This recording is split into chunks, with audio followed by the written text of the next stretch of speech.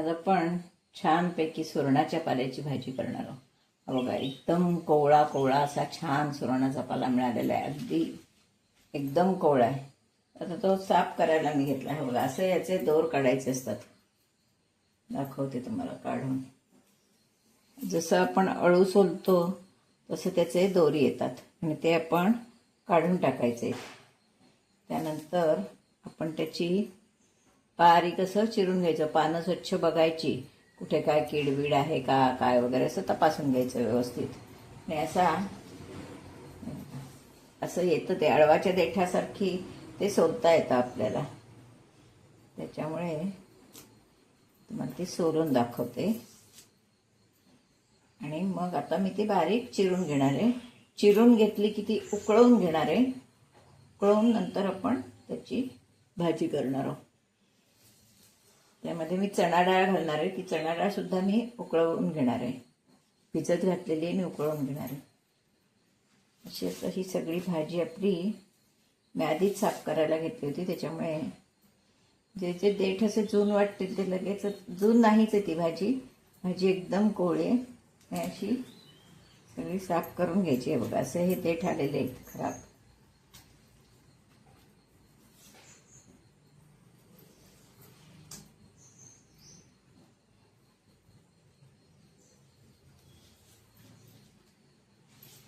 साफ करून घेतली सगळी. आता हे मी बारीक चिरून घेते. चिरून घेणार आहोत. हे बघा किती छान एकदम कोवळी भाजी आहे.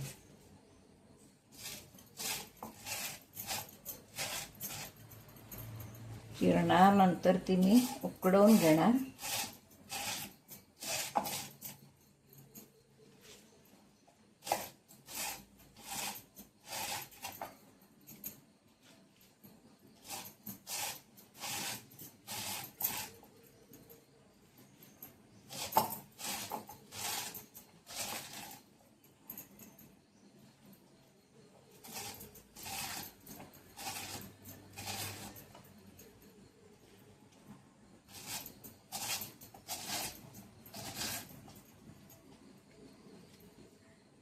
आता हे आपण पाणी घालून भाजी चांगली उकळवून घेणार आहोत. चा पाला शिजवून घेतलेला आहे. थोडा वाटतोय तो आपल्याला, तसा थोडा नाही येतो. नंतर हा कांदा घेतलाय आणि डाळ घेतली आहे. ही डाळ सुद्धा मी भिजत घालून ठेवली होती आणि भिजत घालून ती मी वाफवून घेतली आहे. म्हणजे भाजी पटकन व्हावी हा त्यामागचा उद्देश आहे. आणि कांदा आपल्याला समजा कांदा खायचा नसेल तर कांदा न घालता सुद्धा ही भाजी डाळ आणि अशी होऊ शकते. तर मी कांदा घालते. पण जेव्हा श्रावण महिन्यात किंवा इतर कोणाला कांदा खायचा नसेल तर आपण तशी सुद्धा भाजी करू शकतो. तर मी 1.5 चमचा तेल घातलंय. आवश्यक आहे असं अजिबात नाही. आता श्रावण महिन्यात आपण कांदे खात नाही, तेव्हा आपण साधं हिंग जिरं असं वापरूनच सगळा स्वयंपाक करतो. तर तुम्हाला श्रावणात सुद्धा मी दाखवणार आहे रोज वेगवेगळ्या प्रकारच्या म्हणजे भाज्या, बिना कांद्याच्या भाज्या असं दाखवणार आहे. आता सुरुवातच करणार आहे दाखवायला.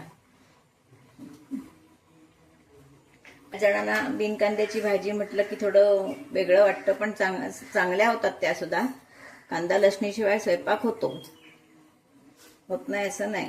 पण आत्ता खायचं आहे आणि काही गोष्टीत चांगला लागतो. या भाज्यातून पालेभाजी म्हटली की त्याच्यात कांदा लसूण चांगली लागते. आता मी लसूण नाही घालत आहे, फक्त कांदा घालणार आहे. पण तो सुद्धा नसला तरी हिंग घालून भाजी ही छान होते.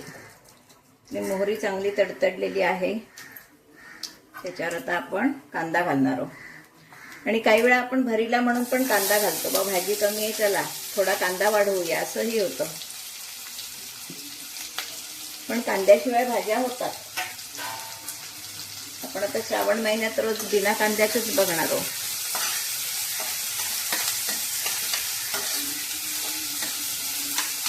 खिचडी वगैरे चांगल्या होतात कांद्या लसणीशिवाय.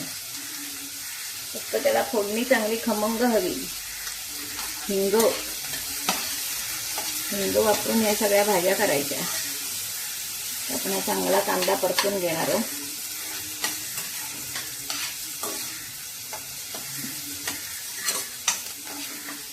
तर सगळंच वाफवलेलं आहे, त्याच्यामुळे कांदा परतून झाला की आपण त्याच्यावर मसाला म्हणजे तिखट आणि काय घालायचे ते घालणार आहोत की आपण की आपली भाजी झालीच जवळजवळ.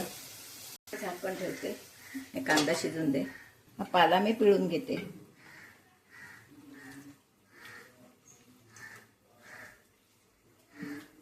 त्याही रानभाज्या किंवा या अशा कमी होतात पण टेस्टी असतात आणि वर्षातून त्या एकदा तरी खाव्यात.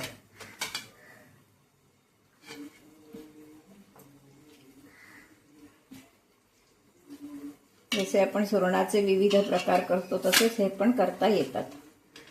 त्याच्या वड्या वगैरे पण चांगल्या होतात.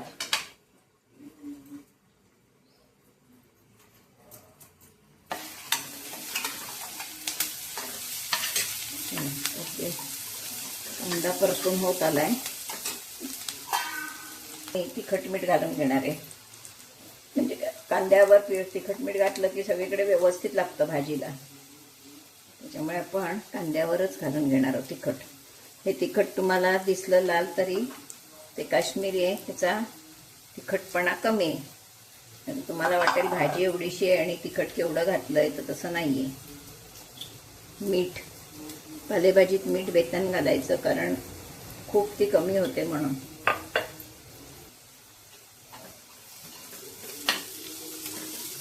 साखर नाही घालत आहे मी, साखरेची काही जरूर नाही आहे. हवे तर गूळ साखर किंचित टाकू शकतो पण मी घालणार नाही आहे. तर त्याच्यावर मी डाळ टाकणार आहे.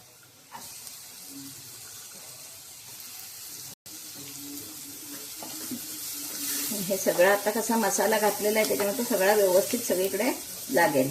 वरून घातलं की ते मग पाला असा नीट हा होत नाही, लागत नाही मसाला. आता आपण पाला घातलाय शिजवलेला.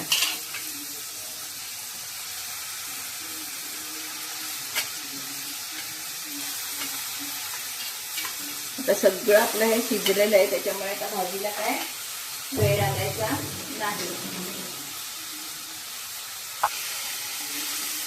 किती सुंदर दिसते ती भाजी.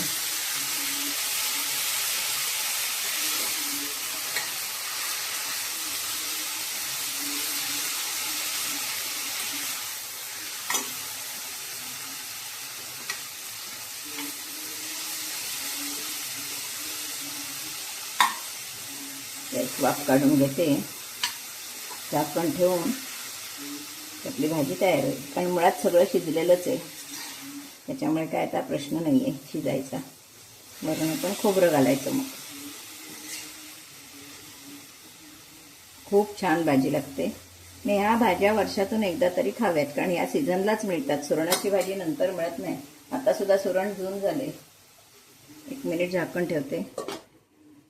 तर आपण भाजी बघूया. ही बघा सुंदर वाफ आली आहे भाजीला. ही भाजी खाण्यासाठी तयार आहे. आता आपण ह्याच्यावर फक्त ओलं खोबरं घालणार आहोत. खोबरं काय पालेभाज्यांना घालाल तेवढं थोडं चांगलं लागतं.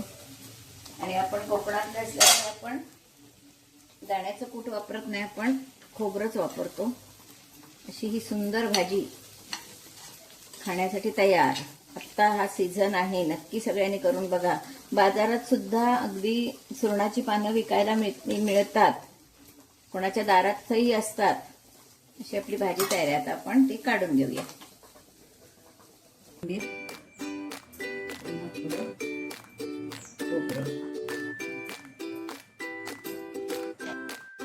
अशी ही आपली सुरणाच्या पाल्याची खमंग भाजी, मस्त एकदम पौष्टिक अशी भाजी. आपण सुरण औषधी म्हणून सुरण खातो, तशाच सुरणाचाही इतर म्हणजे पाल्याचाही तेवढाच उपयोग आहे. आरोग्यदायी भाजी ही. वर्षातून एकदा तरी ही भाजी खावी कारण ह्या सीझनलाच ती मिळते. तर नक्की सगळ्यांनी करून बघा. आणि माझा व्हिडिओ जर तुम्हाला आवडला तर लाईक करा, शेअर करा, सबस्क्राईब करा, बेल आयकॉन बटन दाबायला विसरू नका. धन्यवाद.